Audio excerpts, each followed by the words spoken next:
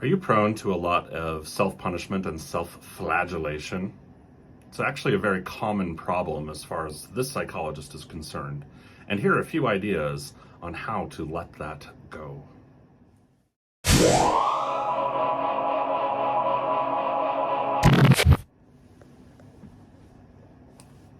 Hi, this is Dr. Brett Pearce, psychologist, coming at you with a video on the subject of self-flagellation and self-punishment.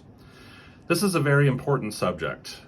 In my experience, many people are prone to this kind of thing. And by self-punishment and self-flagellation, I mean basically anything that you say to yourself, do to yourself, think to yourself in order to try to absolve yourself of something because you feel like you have done something wrong or that there is something wrong with you as a person.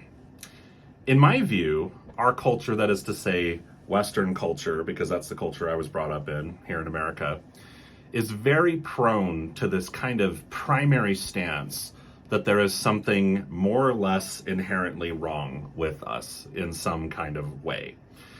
And that could be in a big scary way, or it could be in kind of a small, maybe not so quite epic way. But the bottom line is that seems to be the operating premise for a lot of how our culture tends to work. It's not the intention of this video to go into a long kind of philosophical diatribe on this subject. A lot more of the specific ways that this tends to manifest as a problem in terms of people's mental health, in my view, is through things like self-denial.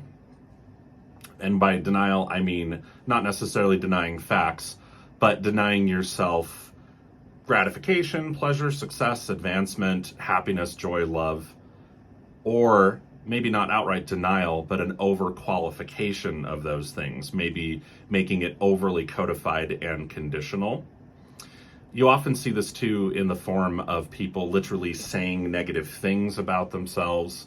Now, I'm certainly not talking about obviously good, gentle-humored teasing or things like that. That's one thing that's usually fine, but many people are prone to making a lot of really nasty self-statements about themselves. Self-statements about themselves, that's a little redundant. You know what I'm trying to say. Another area that is that I see a lot is people actively doing fairly obvious things in order to punish themselves. These could be things like self-injurious behavior. It could be things like making themselves exercise way too much. It could be things like almost anything you could think of. What matters mostly here, and this is true of a lot of things when it comes to growing as a person and your own personal development, what matters mostly is your deepest intentions. Because intentions matter, and they matter a lot. So if you intend to punish yourself because on some level you feel like there's something wrong with you, then that's what you're doing.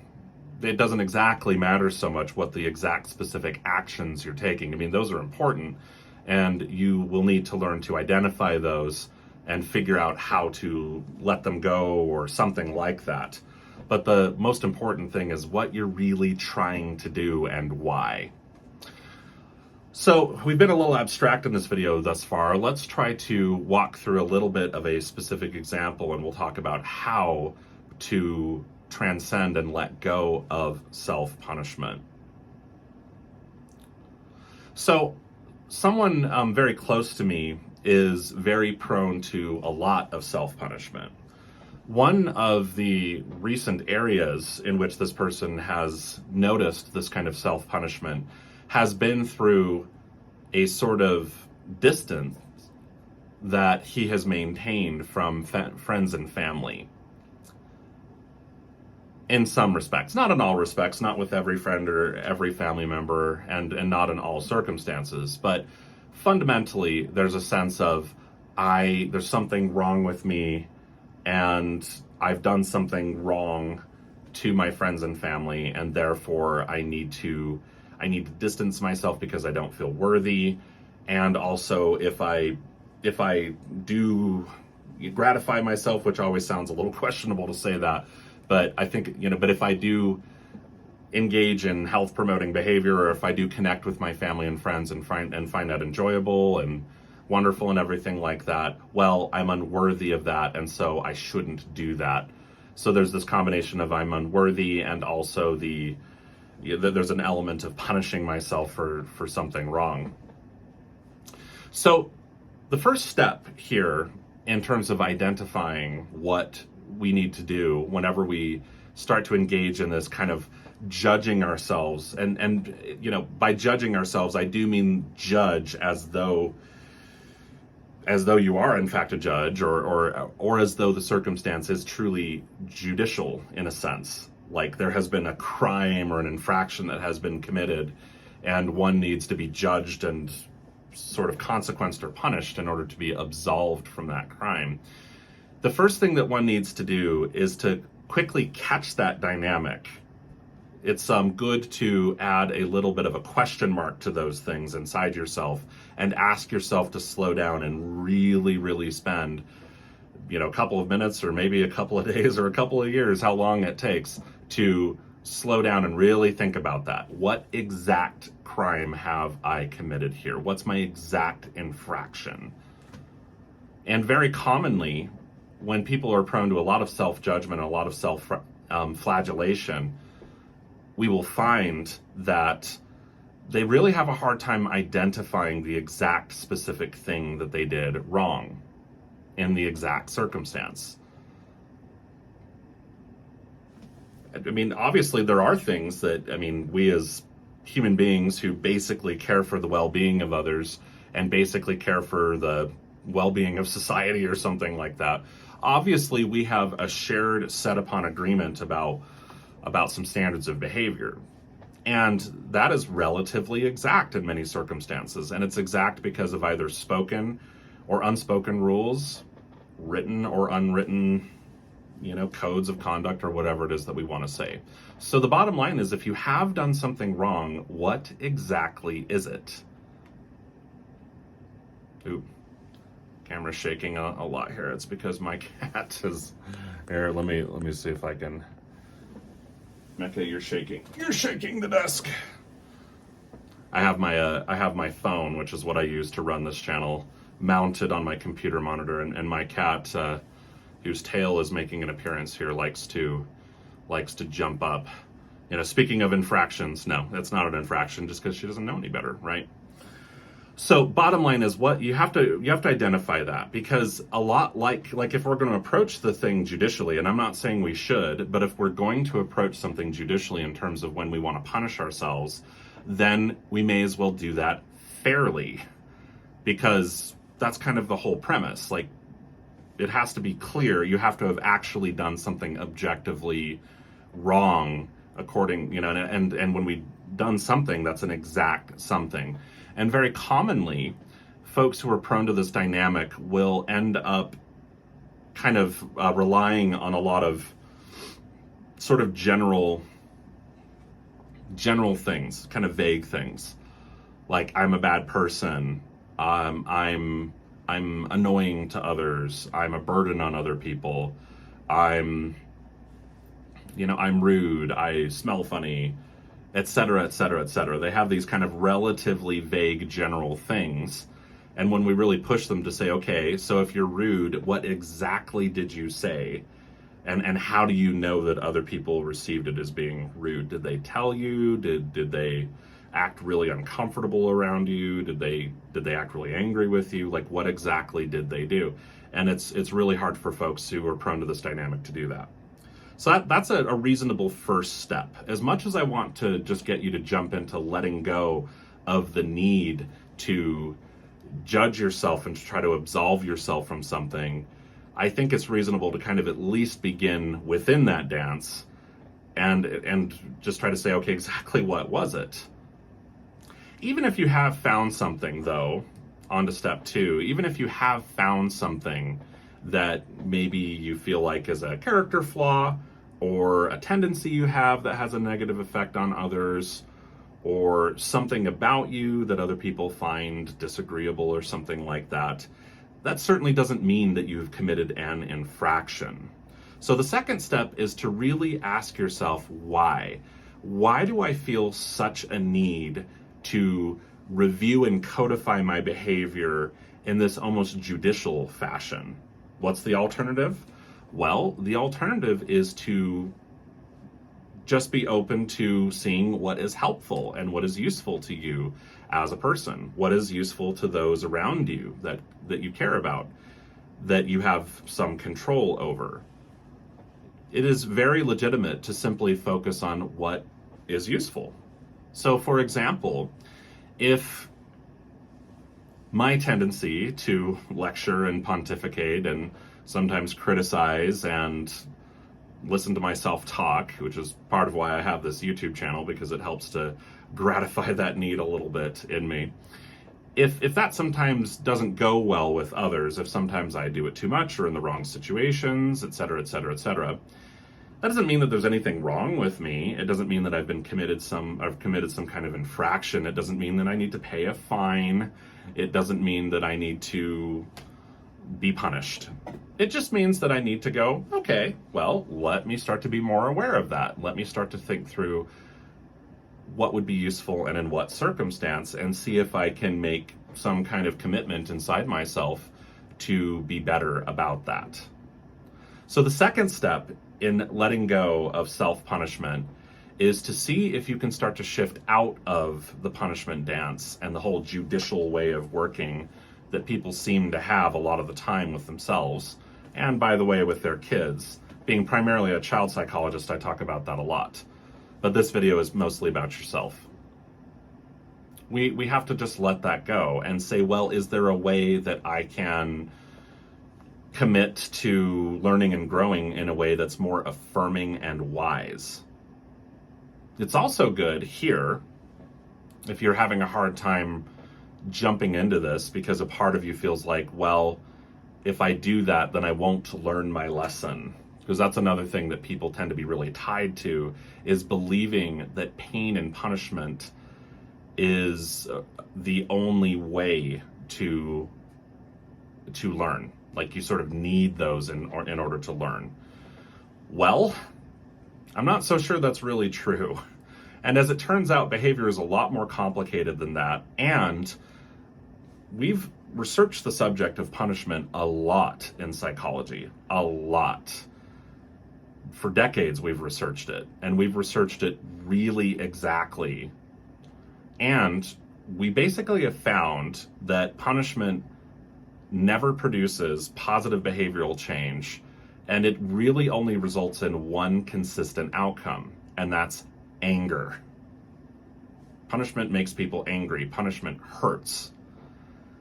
And what's funny in this circumstance is that many people who treat themselves a lot as though there's something wrong with them and they've committed some sort of infraction end up creating a kind of self-fulfilling prophecy where in fact they are guilty of something, if we want to put it in those terms.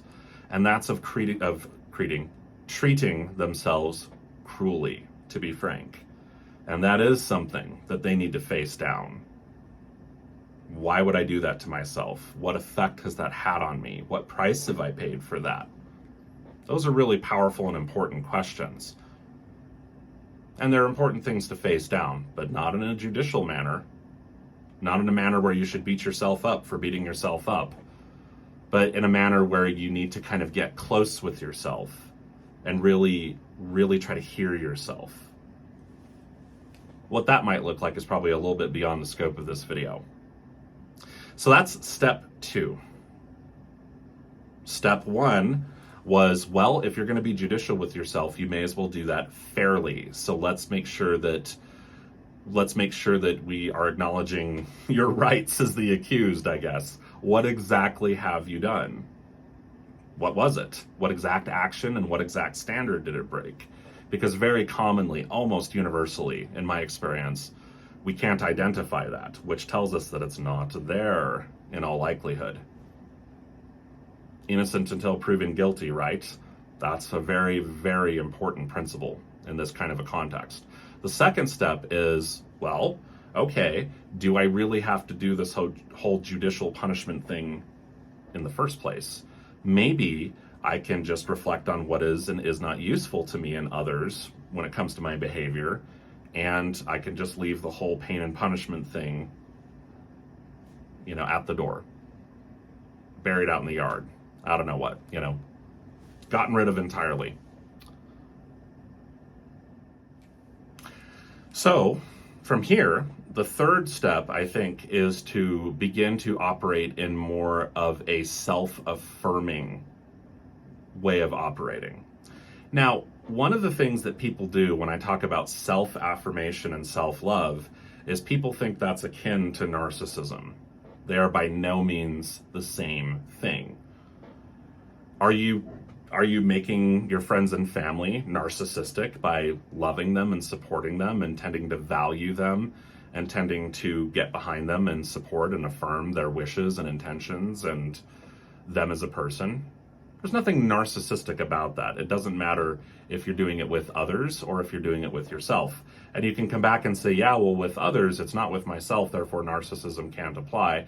Well, I guess there's a hyper-technical way where that's kind of true, but other people tend to form just like we do. We tend to form our ideas about ourselves in relationship with others. And if other people treat us in a certain way, we tend to treat ourselves in that way too. So bottom line is, if even if you don't believe all that and you're still concerned about narcissism, what I'm still going to come back and say to you is, if you believe that it's good, particularly with people close to you that you value and care for, if you believe that it's good to treat them well in a general sense, then you and how you treat yourself is no different, because you are also a person, and you are a person that you have a tremendous effect on. And when I talk this way, it always sounds a little strange, but it's true. And so you need to acknowledge the effect that you have on yourself, just in the same way that you acknowledge the effect that you have on others. So how to be self-affirming? Well, generally having the attitude that your wishes and desires and needs and feelings, that those are good and reasonable and worthwhile. That's a great starting point. In terms of specific actions that you can take in more of a moment-by-moment way, the next time that you feel a lot of shame about yourself or fear that you've done something wrong to someone else, regardless of whether or not it's true in a sense, it is very reasonable to slow down and ask yourself, okay, what do I really need right now? What kind of reassurance do I need from myself right now? Can I simply kind of slow down and maybe put my hand over my heart or something like that, not to get too cheesy, but maybe put my hand over my heart and just kind of hold a reassuring, affirming attention and allow myself to take some deep breaths and settle down. Because even if you have done something very wrong that you need to really atone for, in a sense, that you really need to make right with yourself and others, it is not necessary nor useful to approach that with a lot of self-flagellation. When you hurt yourself, when you punish yourself, it leads to a lot of pain and anger. And the last time I checked, pain and anger are not known for their usefulness in terms of promoting good behavior. We tend to act out when we're in pain and thus feeling angry. There's nothing wrong with pain and anger in a sense, nor am I trying to condemn the emotion of anger. It's a very normal and often very useful emotion. But when we truly hold pain as this thing inside of ourselves that is inherently good and that is fundamentally necessary to inflict upon ourselves in order for us to be okay or to be worthy or something like that, it can be very, very destructive. So, thanks for listening. This is a little bit of a philosophical and heavy subject matter, but I hope it was useful to at least someone out there. Punishment and pain are things that people inflict upon themselves all the time. They inflict it on themselves, and very often they inflict it onto others without realizing it. And there tends to be a lot of acting out of this kind of thing that I call the primary wound, discussing the details of which is a bit outside of the scope of this video, but I've touched on a lot of what it tends to look like and some approaches in terms of how to heal it. So if you found this useful, please do consider subscribing. There's a button down here below. You could give me a thumbs up if you found this video to be helpful. You could also consider sharing this on any platforms that you have where others could see it as well. That would mean a lot to me. Aside from that, thank you for listening if you made it all the way to the end, and we will see you in the next one. Bye.